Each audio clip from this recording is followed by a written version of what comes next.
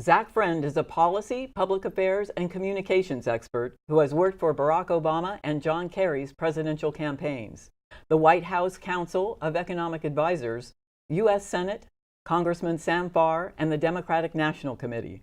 Tonight, we'll learn more about Supervisor Friend's national policy experiences and how they color his work in Santa Cruz County.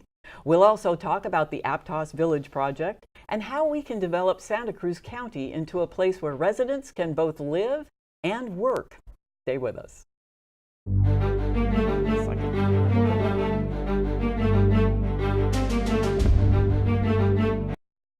You've done well, first, let me welcome you. Welcome, Supervisor Friend. Thanks for being us. Yeah, thanks for having me on. Oh, well, we're so happy to have you here. We're very curious about your former jobs. Fair enough. Yeah. So you've done some pretty significant work on the national level, and one of the most fascinating things is your work on the presidential campaign for both John Kerry and Barack Obama, and along with Joe Biden. So what was your role in the presidential campaign?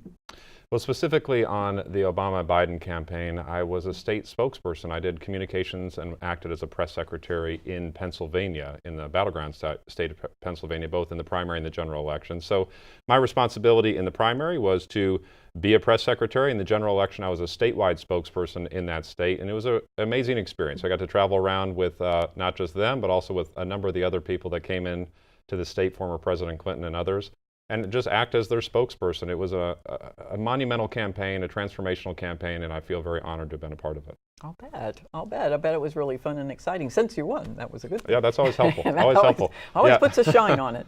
Well, so at that level, you must have had opportunity clearly to work with some very skilled politicians, Joe Biden, years and years, and some many skilled activists. What kind of help does that give you in things that you do for Santa Cruz? How does that inform your process or your tack?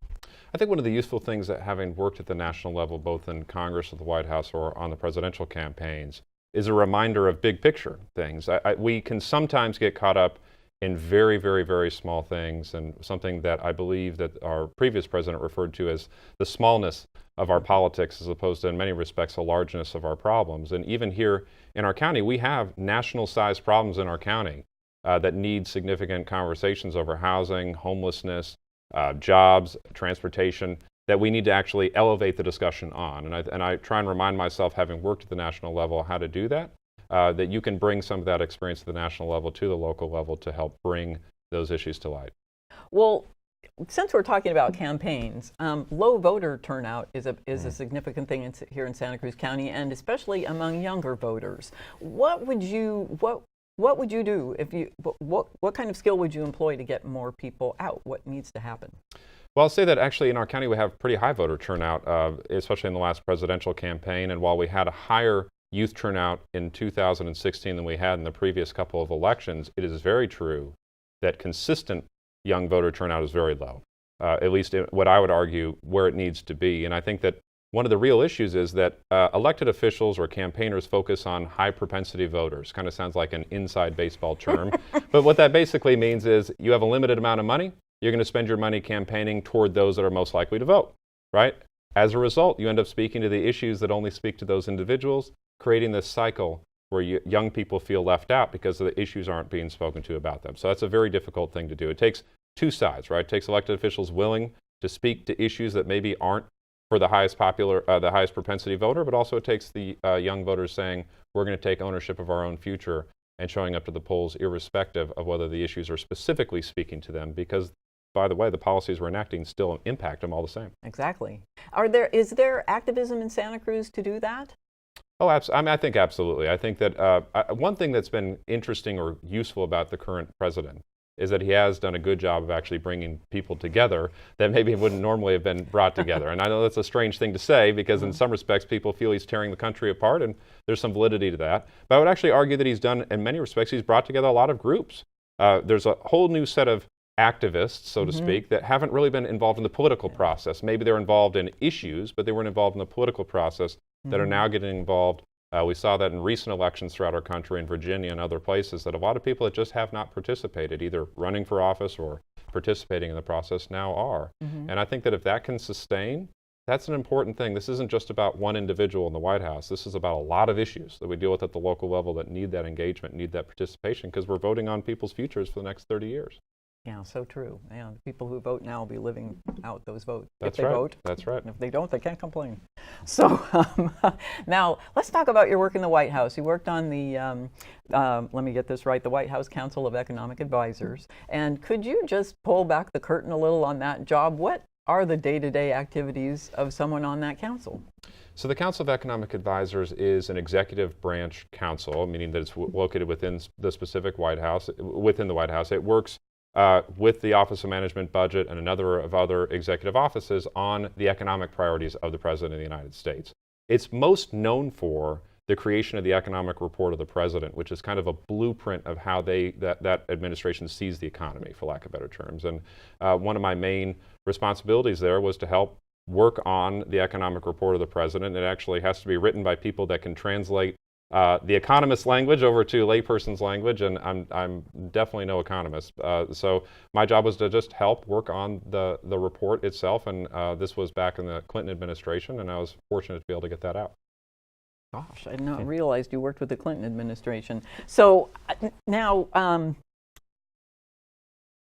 so even though you're not an economist, you were able to communicate those theories and policies, both international and domestic. What can you bring back from that time, that role that you played in government here, that might help spark the economic growth in Santa Cruz County?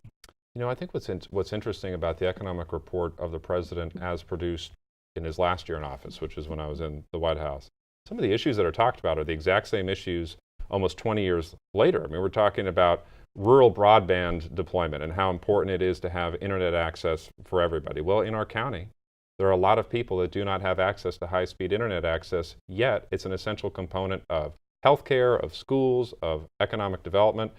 You would think that we live in a very rural community, and we really don't. We pay prices like we do, but just over the hill, people have speeds significantly faster. They pay much less, and it's a competitive advantage for both students as well as jobs over there than it is here. So this is something that we talked about 17, 18 years ago in that Economic Report of the President that's completely relevant to Santa Cruz County today, and how do you spur that kind of investment locally? Mm-hmm. And that particular thing, the cable part of it, that usually our wireless is provided by cable, those are state negotiated agreements, aren't they?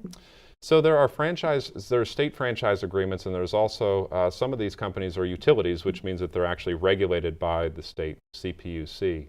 But we can do things at the local level, and in fact, one of the first things I did in office was change the regulatory framework, the permitting framework by which they can lay fiber to actually do this, because there may be state regulations, but it turns out there's a lot of costs and a lot of barriers to entry at the local level. And I don't consider some of my residents that live less than a mile off of Soquel to be living in the middle of the wilderness, but according to these internet service providers, they do, and they functionally haven't been providing them with anything.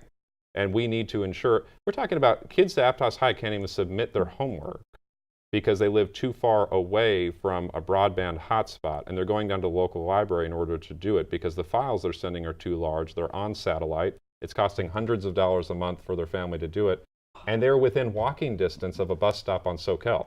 So this is not a rural area, but the investment by the internet service providers has been nil. How are they determining rural? Is that by number of people in a square mile or something? So I can give you the answer they would give you, or I can give you the sort of the more nefarious sort of thing. I think that they, quite frankly, weren't investing over here because they thought the barrier to entries were too high, and that was a partial punishment of our residents. And I think that's totally unacceptable.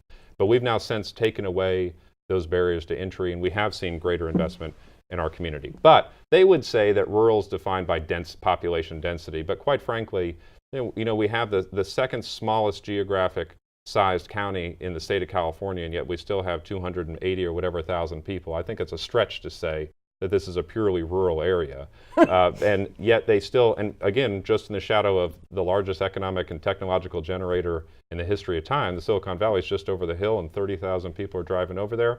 It's a stretch to say that we're really living in a rural area that doesn't deserve that level of internet service that other areas have. Oh, I'm with you. I would like better internet service. So one of the things I'd really like to explore with you is you made a comment that people should be able to both live and work here. And you talked about how many families have to move away. And I am a fourth generation Santa Cruzan, and I am the only person in my family who lives here. Everybody else has had to move away. And that's because there's not jobs here to support a lifestyle here. What do you think, what does the future hold? I tell you what, I think the future can go one of two ways. I mean, we have done something in the last 30 years from a public policy perspective, in my personal opinion, that has done very little to ensure that people can actually live here and survive here. And what I mean on housing, on transportation, and on jobs. What I hear more and more and more are people's children grow up here, they grow a connection here, but they move away to go to college, and they absolutely cannot come back. I mean, what are they going to come back to? They can't come back to, they come back to an $800,000 median home price. They come back to jobs exclusively in the hospitality or agricultural industry. Those are not enough to actually be able to survive. As a result, what are we seeing? A lot of homes converting into vacation rentals, a lot of second homes, a lot of people working multiple jobs, 3 and 4 jobs, doing home sharing in order to just pay their mortgage. So I got to say that I think that we need a fundamental trajectory shift on that. And I think that that may not be a comfortable conversation to have all the time, that we don't like to talk about housing because it immediately is labeled growth, or we don't like to talk about transportation improvements because it's labeled growth, or we have fears about how that'll impact the environment. And I don't think these are mutually exclusive things. I think that the character of the community is changing in a way that makes me worried for the future of this community. And I think about my 3-year-old, and I say, how will he legitimately have a shot here? I mean, I don't see it. I don't see it. I mean, absent inheriting my house, I don't see what he'll get. And for that matter, my house was something it took my wife and I 10 years to purchase. We were renters when I first ran for office, and we pay 60% of our income toward the house and house-related expenses. I mean, that is, and I'm not telling, and I'm lucky, I'm fortunate. So we need something different on the policy standpoint. That is a community conversation I think we are actually starting to have. I think it's an important one. I think there is a statistic here, 45,000 people or 45 households are overpaying for their rent or mortgage, and that means they're paying 30% of their income for a home, and that's beyond what anyone should pay. That would put you in danger. So the federal definition of poverty is paying more than a third of your income toward housing, according to HUD, and so theoretically I'm living in poverty, but I'm living in an ideal situation because I actually have a home. I mean, I have some element of housing stability, but it's not accidental that we have an infrastructure or traffic crisis. It's not accidental that we have a large homelessness issue. If you have $800,000 cost of living or homes, people have to move further and further away in order to afford housing. If the jobs are all concentrated in the northern section of the county, meaning Santa Cruz City, but all the housing is in the southern portion of the county, you end up with a traffic issue. I mean, they're not complex thought processes that get you here, but how you got here over time are things that it's unfortunate we've made those decisions. Giving the community coming together to actually have these sort of bold changes on how we do things moving forward, I think is important in order for us to address this for our kids and grandkids. Yeah, it's one of those domino effect things. One thing affects everything. So let me ask you this, and I asked the mayor of Santa Cruz this as well. There are so many building permits available, and very few of them are being used. And so, what is keeping contractors from? I know the government doesn't build houses; those are investment kind of things. And contractors don't seem to want to. They're not using up the permits that we have. So it isn't like we're doing all the building we can. We're really not. What do you think is keeping them from building here? Well, I do think actually the government can be a partner in building housing, especially with nonprofit affordable housing developers through the affordable housing trust funds. We can make it so that it's financially feasible for somebody to build below market rate rentals or for sale units. So I think we do have a role on that. But I'd also think that we've done a good job of making our zoning regulations and our overall planning process very hard to actually build anything. Not just from an expense standpoint, but from a time standpoint. I mean, people come in, they've told me numerous times it's 12 to 24 months in order for them to get a permit to build an ADU in their backyard. I mean, this is not so their mom can live there or they can age in place. It seems, and it costs $40, $60, $80, $100,000 even with some of the local water district hookup fees. That is just not a way to encourage development. And I think that we in the county have created a strong narrative that we're not really open for business on improving housing or the job creation world. And so people know that, and then they don't come in. I think that's changed. I honestly think that's changing, and I think it's changing still within the values of Santa Cruz County, which is to say we have an urban growth boundary, we have Measure J, we honor the environment, but we also honor the fact that we need to have an opportunity for people to stay here, live here, of all kinds of backgrounds, incomes, ethnicities, and the only way to do that is to actually change the way that we've done business on the housing side for the last 30 years. You've mentioned that single-family homes are the most expensive and inefficient way to go about building. That's right. What do you suggest instead? Well, I think that if you're talking about a water crisis, for example, I mean, a lot of studies have shown that about 40% of your water actually occurs outside. So in your lawn or your landscape of some sort. So by definition, higher density urban housing, meaning along a transit corridor, for example, that doesn't have a yard, is going to use less water. Also, newer developments are much more energy efficient, much more water efficient.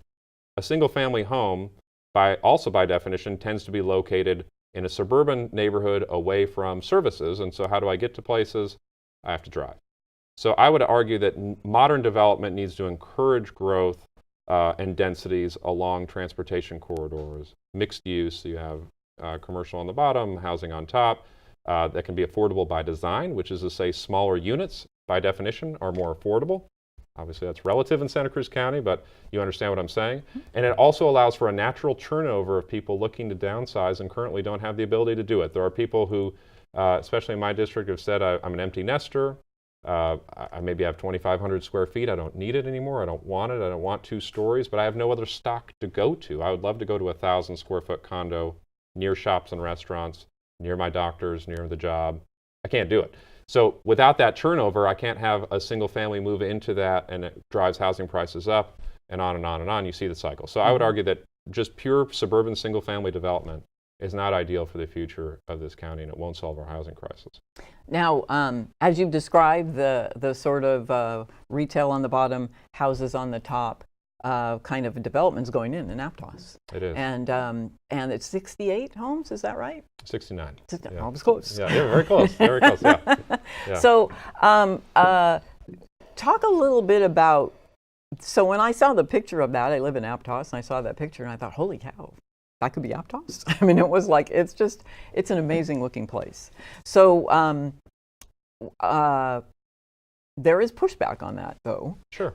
What are the controversies? What are the things people are objecting to? Well, I think that there's an overarching 30,000 foot issue, and then there's the arguments that are made on the ground. And I'll start with the arguments that are made on the ground: water, traffic,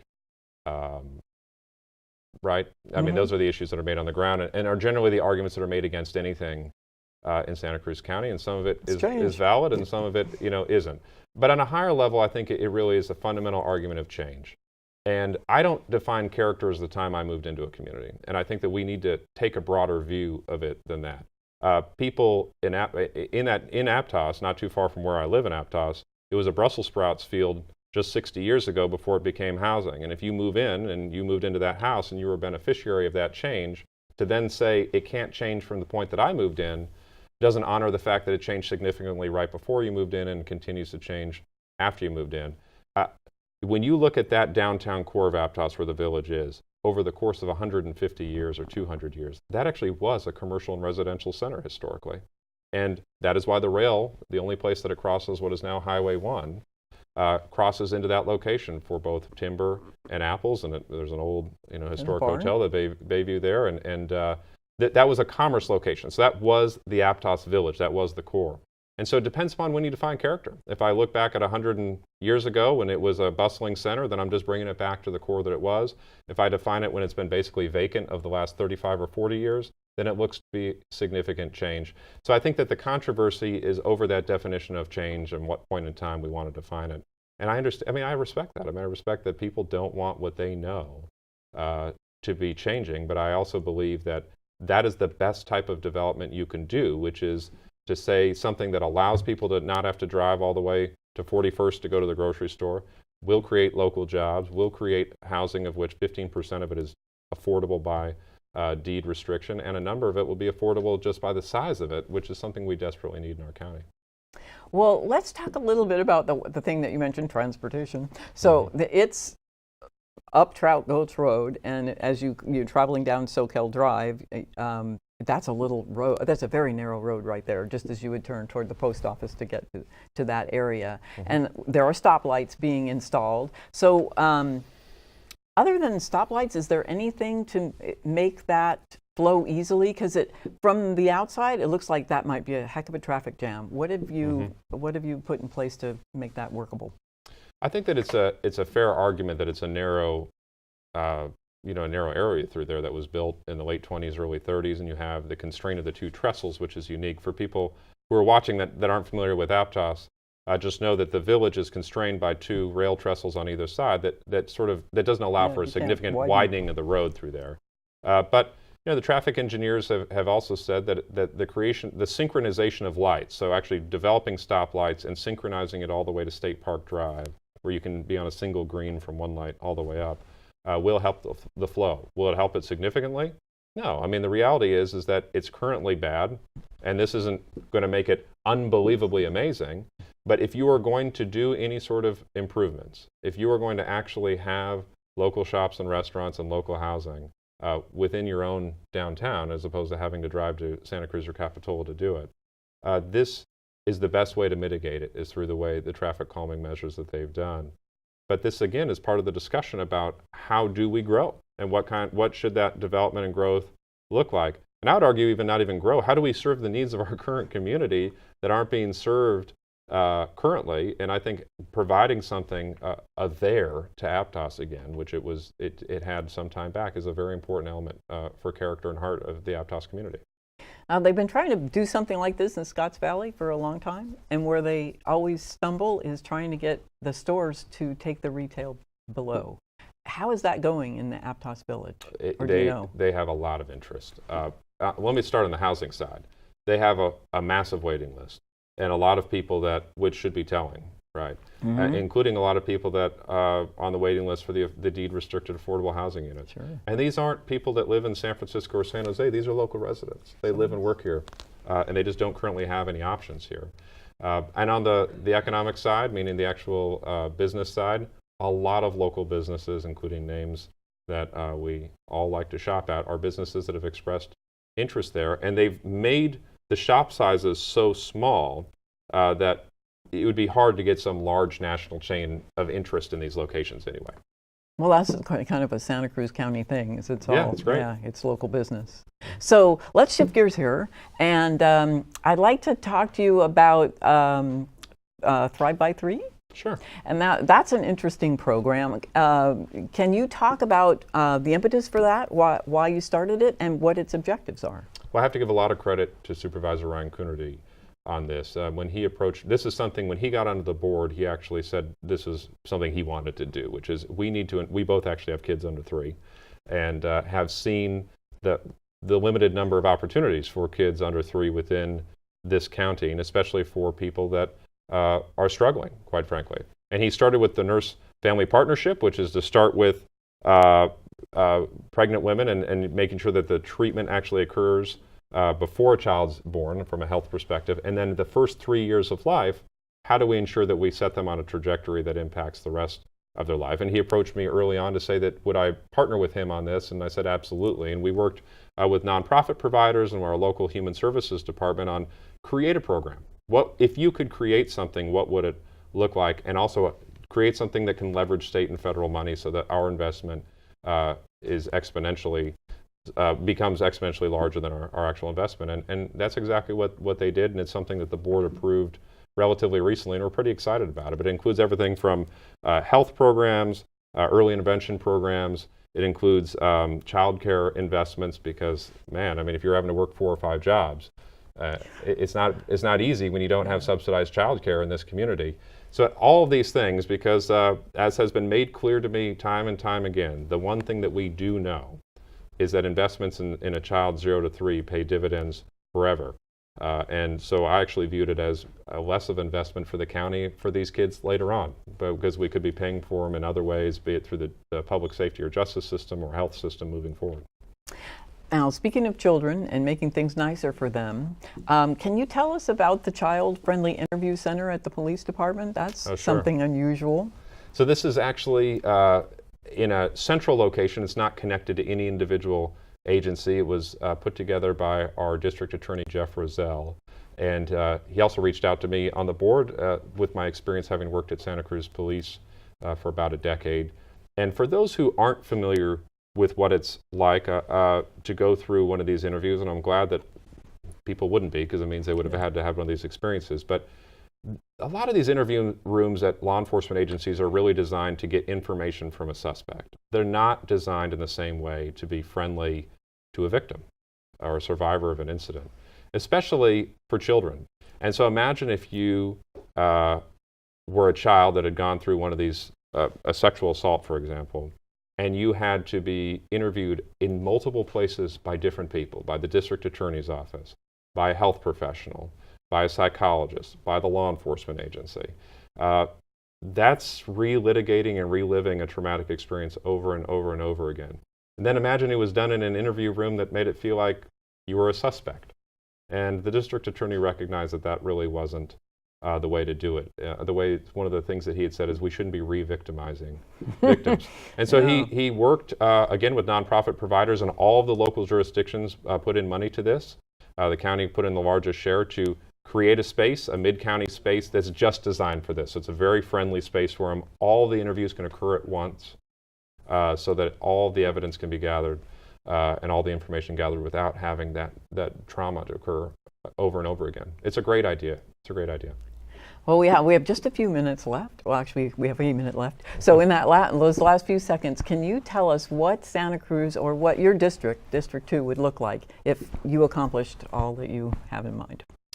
I have, without a question, I'm sure everybody says it's the most amazing district, but let me give you an idea. I represent more agricultural land than any county supervisor. I have more developed coastline than any county supervisor. It's about 200 square miles. It's just so beautiful. Aptos down to Watsonville, down to the county line.